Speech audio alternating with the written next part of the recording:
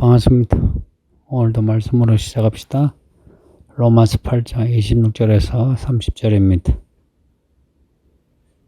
앞에 25절에서 만일 우리가 보지 못하는 것을 바라면 참음으로 기다릴지라 하고 끝나는데요. 우리 몸의 속량, 우리 몸의 구원을 소망하면서 이 땅에 사는 날 동안에 몸으로 하나님의 말씀에 순종하면서 사는 것 잘 해내라 합니다. 이 몸으로 믿음으로 산다면 예수님처럼 고난을 겪을 수 있는데, 장차 우리 몸의 구원, 그 영광의 자유와 비교하면 그 고난은 별거 아니니까 그 고난을 잘 견뎌내라. 참음으로 기다릴지니라로 어제 본문이 끝났습니다. 26절에 보면 이와 같이로 이제 시작하는데요.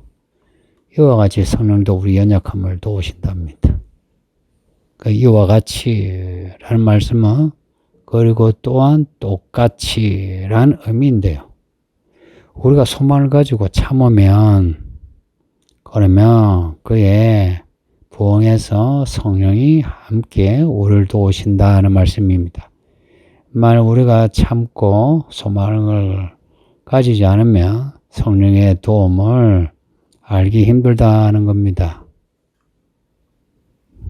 우리가 믿음으로 살면서 겪을 수 있는 고난, 이거 겪는다면 성령이 우리를 도우시는데 우리의 연약함 다 아시고 우리의 연약함을 위하여 도우신다. 그 26절에 우리 연약함을 도우시나니 그 구절을요, 우리의 연약함을 위하여 라고 위하여 라는 글자를 더 넣으면 이 의미가 더 분명해집니다. 성령이 우리 연약함을 아시고 우리를 도우신다는 겁니다. 도우셔서 더욱 몸의 구원, 몸의 구원이 요한계시록 그 뒤에 나오는 첫째 부활이에요. 예수님의 그 몸이 부활하신 것처럼 우리도 죽고도 살고 혹은 이 몸으로 휴거하는 그런 몸의 구원을 말씀합니다. 우리를 위해 기도하신답니다. 근데 우리가 마땅히 기도할 바 잘 알지 못하죠. 기도해야 하는 건 알아도 또 어떤 특별한 문제 닥치면 기도는 하지만 그런 특별한 문제도 어떻게 기도해야 될지 혹은 평소에 무슨 기도해야 될지 잘 모르죠. 이걸 성령이 아시고 우리를 위하여 우리의 연약함으로 우리를 도우시는데 말할 수 없는 탄식으로 친히 간구하신답니다. 말할 수 없는 탄식으로. 앞에 7장 24절에 보면 바울이 우리 몸에 그 악함을 발견하고서 오라 나는 공고한 사람이다. 누가 나를 구원하라 라고 탄식했지 않습니까? 그 7장 24절의 탄식하고 비교되는 성령의 탄식입니다. 우리가 우리 몸의 악함을 인하여 우리 몸으로는 도저히 구원받을 수 없는 그 공고함을 탄식할 때에 성령 또한 우리의 연약함을 인하여 탄식하십니다. 성령이 친히 탄식하신답니다. 그런데 이 친히 탄식하시면서 우리를 위해 간구하시는데, 간구하신다, 간구한다 이 단어는 기도하신다는 것도 되는데요. 또한 중재하시는, 조정하시는 그 모습이기도 합니다.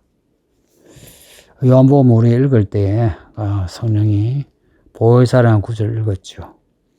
우리와 하나님 그 사이에서 성령이 우리를 변화하시고 중재하시고 조정하시고 그리고 이 말씀을 깨닫게 하시고 생각나게 하시고 성령이 우리 약함을 아시고 우리 속에서 떠나지 않으시면서 우리를 참아내시면서 우리를 위하여 간구하신답니다. 아버지 하나님께 간구하시는 거죠. 말할 수 없는 탄식을 가지고요. 그냥 기계적으로 우리를 위해 기도하신다 이게 아니고 우리보다 더 깊은 탄식으로 숨을 내쉬면서 슬퍼하시면서 탄식하는 겁니다.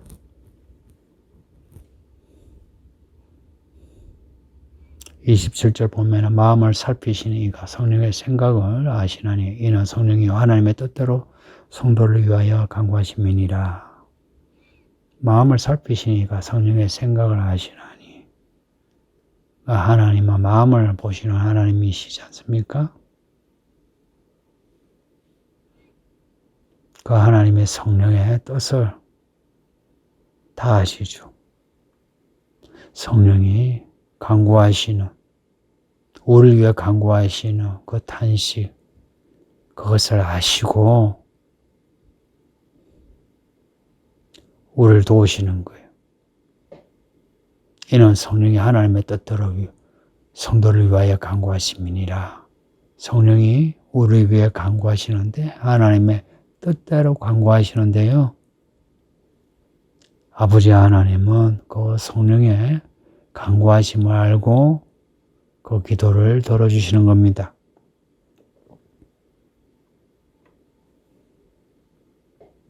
하나님을 사랑하는 자, 그 뜻대로 부르심을 입은 자들에게는 모든 것이 합력하여 선이 이루어져요. 어떻게 해서?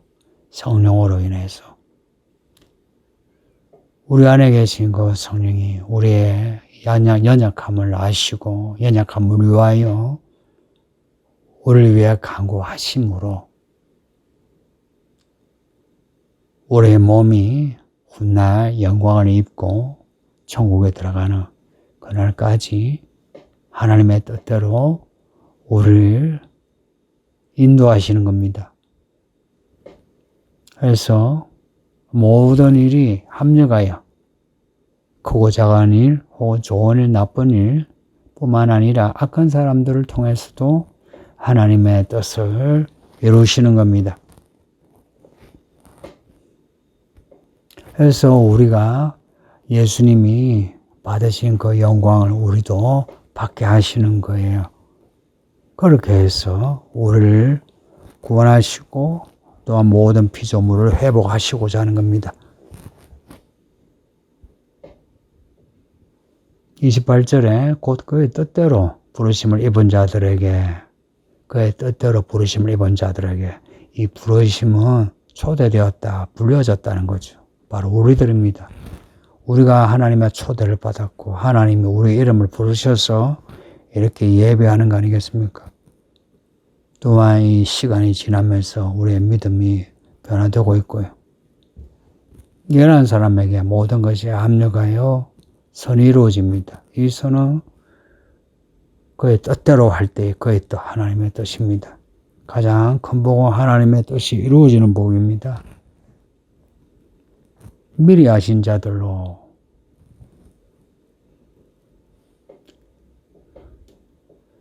예수 그리스도의 형상을 본받게 한다. 29절 말씀인데요.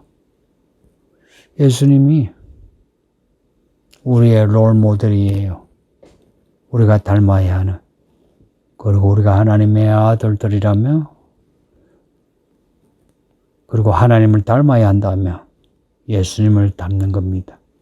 그 아들의 형상을 본받게 하기 위하여 예수님을 닮게 하는 겁니다.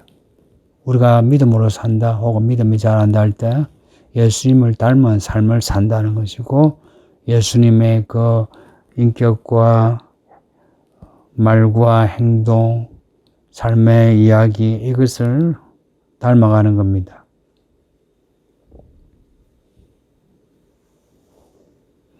그렇게 해서 예수님이 우리 믿는 자들의 맏형이 되십니다. 이는 그럼 많은 형제 중에서 맏아들이 되게 하려 하심이니라. 놀라운 말씀 아닙니까? 우리 예수님이 우리의 구원자이시면서 우리의 맏형이 되신다. 그래서 예수의 영을 가진 사람은 우리가 하나님을 아빠, 아버지로 부를 수 있고 하나님의 자녀가 되는 겁니다. 30절에 또 미리 정하신 그들을 또한 부르시고 부르신 그들을 또한 어렵다 하시고 어렵다 하신 그들을 또한 영원롭게 하시느니라. 이 말씀이 촘촘하죠. 성경 말씀은 다 이렇게 촘촘합니다. 그 중에서도 로마서 말씀은 이 촘촘함이 아주 정밀한 논리로 짜여져 있어요. 그래서 로마서 말씀은 정도가시합니다. 또 미리 정하신 그들을 또한 부르시고 부르신 그들을 그 앞에 29절에 미리 아신 자들 하고요. 또 미리 정하신 그들 하고 같은 의미입니다. 우리는 하나님이 미리 아신 자들이고요. 미리 정하신 그들이에요. 우리를 부르신 거예요. 우리를 부르셨다는 겁니다. 28절에 부르심을 입은 자들, 그 부르심과 30절에 그 부르시고 부르신 같은 의미예요. 우리를 미리 부르신 겁니다. 미리 아시고. 우리는 하나님을 이제야 알았지만 하나님은 우리를 미리 아시고 미리 정하셨고 그리고 우리를 부르셨어요. 부르시고는 은혜를 주셨어요. 믿음의 법을 주셨어요. 생명과 성령의 법을 주셨어요. 해서 우리로 하나님의 자녀를 삼으시고 우리가 아빠 아버지라 부를 수 있게 하셨어요. 이 모든 게 우리를 어렵다 하시면서 시작됩니다. 우리가 어려워짐으로 예수 그리스도의 그 죽음으로 어려워짐으로 그 부활로 우리가 의를 위해서 살 수 있게 되므로 우리가 예수님을 닮아갈 수 있는 겁니다. 미리 정하신, 미리 아신 자들, 말씀은 우리가 하나님 알기 그 전이란 거죠. 과거죠.